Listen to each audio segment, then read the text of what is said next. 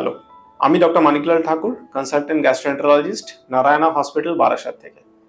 আজ world hypertension ডেতে আমি কথা বলছি hypertension and association of hypertension with fatty liver disease নিয়ে।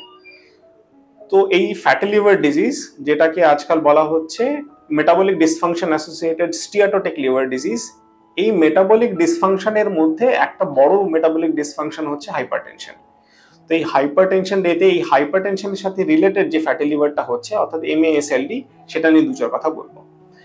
হাইপারটেনশন এবং এর সাথে অ্যাসোসিয়েটেড আরো কয়েকটা রিস্ক ফ্যাক্টর, যেমন কোলেস্ট্রলের সমস্যা, ডিসলিপিডিমিয়া, ডায়াবেটিস এবং ওবেসিটি, ওজন বেশি থাকা, এই রিস্ক ফ্যাক্টরগুলো যাদের থাকছে দেখা গেছে তাদের ক্ষেত্রে একটা ফ্যাটি লিভার ডিজিজ হচ্ছে।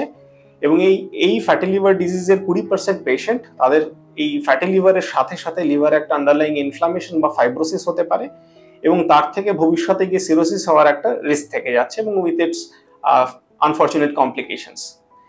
তো এই ডিজিজটা থেকে, ফ্যাটি লিভার থেকে মুক্তি পাওয়ার জন্য হাইপারটেনশনের প্রপার ম্যানেজমেন্ট হওয়া, অন্যান্য রিস্ক ফ্যাক্টরগুলোকে খুঁজে বার করা, যেমন ডায়াবেটিস, ওবেসিটি এবং কোলেস্ট্রলের সমস্যা রয়েছে কিনা এগুলো খুঁজে বার করা, তার প্রপার ট্রিটমেন্ট হওয়া প্রয়োজন, রেগুলার বেসিসে এক্সারসাইজ করা, ডায়েটটাকে নিয়ন্ত্রণ করা so that we can reduce our wait.